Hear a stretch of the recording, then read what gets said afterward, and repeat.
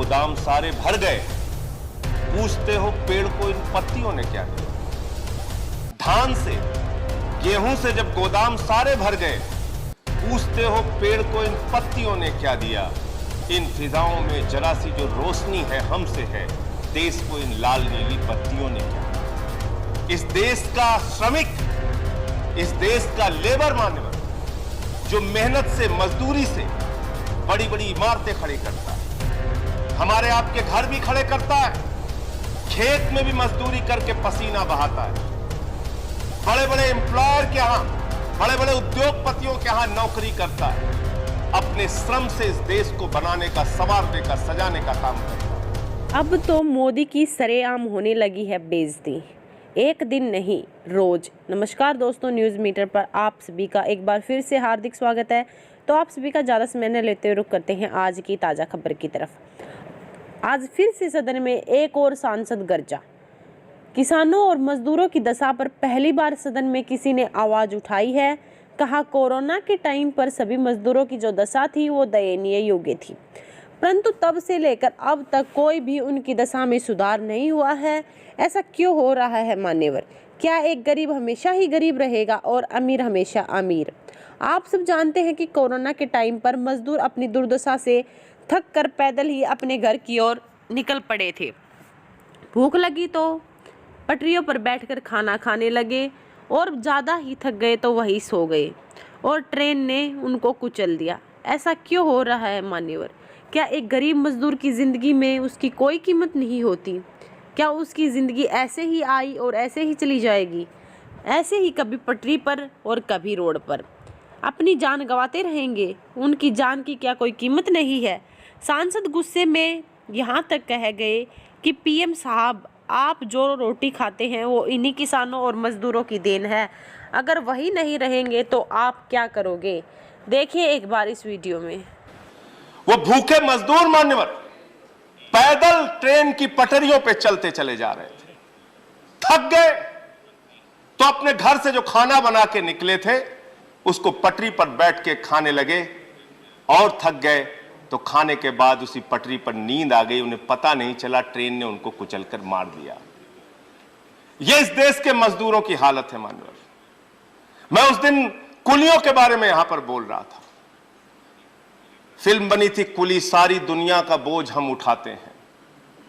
वो कुली मान्यवर, उनके परिवार के लोगों को नौकरी देने का रेल मंत्रालय ने एक समय में निर्णय लिया था। लालू प्रसाद यादव जी जब रेल मंत्री हुआ करते थे, आज तक उसके कंप्लायंस की दिशा में कोई कार्रवाई नहीं हुई। मैंने खुद मान्यवर असंगठित क्षेत्र के मजदूरों के साथ काम किया, 16 साल तक रिक्शे वालों के बीच में काम किया, ऑटो वालों के बीच में काम किया, 16 साल तक हॉकर्स के बीच में काम किया। सर, दिन भर बड़ी मेहनत से अपनी दुकान को सजाते हैं, बड़ी मेहनत से धूप में, गर्मी में, बारिश में फल बेच के, सब्जियां बेच के वो पैसे कमाते हैं। डंडे मार के पुलिस वाला उनसे उनकी कमाई में हिस्सा बांटने आ जाता है। ये देश के इस देश के मजदूरों की हालत है। और मैं तो तारीफ करूंगा स्वर्गीय अटल बिहारी वाजपेयी जी के, उन्होंने नेशनल फेरी पॉलिसी इस देश के अंदर लागू की थी 2004 में, और बाद में कांग्रेस की सरकार ने एक एक्ट लागू किया, एक एक्ट बनाया इस देश में।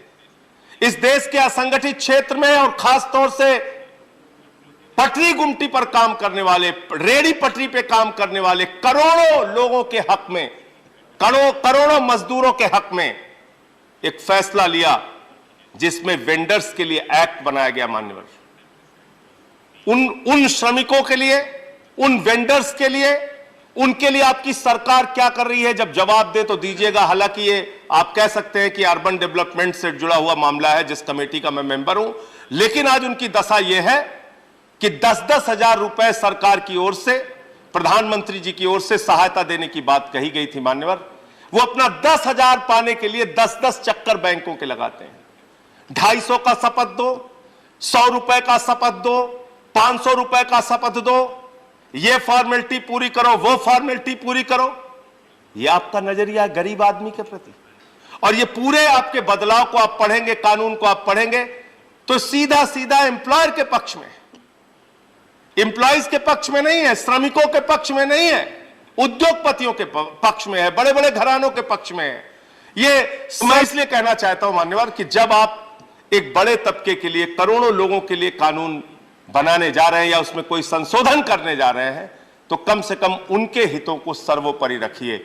वो चाहे रिक्शे वाला हो, चाहे ऑटो वाला हो, चाहे वेंडर हो, चाहे रेडी पटरी पे दुकान लगाने वाला हो, उसके हितों की रक्षा करने का काम कीजिए, उसके हितों को सुरक्षित करने का काम कीजिए। बहुत बहुत धन्यवाद आपने। तो दोस्तों, आप सभी ने यह वीडियो ध्यान से देखी ही होगी। कोरोना के टाइम पर पीएम ने कह तो दिया कि मजदूरों को 10,000 रुपये सालाना दिए जाएंगे, परंतु जब एक मजदूर थक हार कर और बेबस होकर बैंक जाता है तो उनके 100 रुपये की किस्त, कहीं 500 रुपये की शपथ, ये सब फॉर्मेलिटी पूरी कराने के लिए बैंक बोल देता है। तो वो बेचारे गरीब कहाँ से ये फॉर्मेलिटी करेंगे। जब एक गरीब दिन भर की मेहनत करके कुछ पैसे कमाते हैं तो उनमें से हिस्सा लेने के लिए सरकार की पुलिस आ जाती है और डंडे लेकर उनके पीछे पड़ जाती है। मान्यवर, मैं पीएम से दरख्वास्त करना चाहूँगा कि जब आप करोड़ों लोगों के लिए संशोधन करने जा रहे हैं तो एक गरीब मजदूर की तरफ जरूर देखिएगा, उनके हितों को ऊपर रखिएगा, तभी ये देश चल पाएगा। मान्यवर जी, मैं पीएम साहब से रिक्वेस्ट करता हूँ कि गरीबों के लिए कुछ किया जाए, क्योंकि हम जो रोटी खाते हैं वो इन्हीं गरीबों की देन है। अगर यही गरीब ऐसे ही मरते रहेंगे तो एक दिन हम सब भी भूखे मर जाएंगे। तो मान्यवर जी, आपसे रिक्वेस्ट है कि मेरी यह बात पीएम तक ज़रूर पहुंचाइएगा। तो दोस्तों, आप सभी को संजय सिंह की यह बात कितनी सही लगी? कि आप भी गरीब मजदूरों के हित में कुछ कराना चाहते हैं तो आपसे रिक्वेस्ट है कि इस वीडियो को ज़्यादा से ज़्यादा शेयर करें, ताकि यह वीडियो पीएम के कानों तक पहुंच जाए और वो मजबूर हो जाए बेचारे गरीब किसानों के लिए कुछ करने के लिए, और मजदूरों की जो दशा है उसमें भी कुछ सुधार हो सके। तो आपसे रिक्वेस्ट है कि इस वीडियो को ज़्यादा से ज़्यादा शेयर करिएगा और ऐसी ताज़ा खबरों से जुड़े रहने के लिए हमारे चैनल को शेयर एंड सब्सक्राइब ज़रूर कर दीजिए। धन्यवाद। जय हिंद, जय भारत।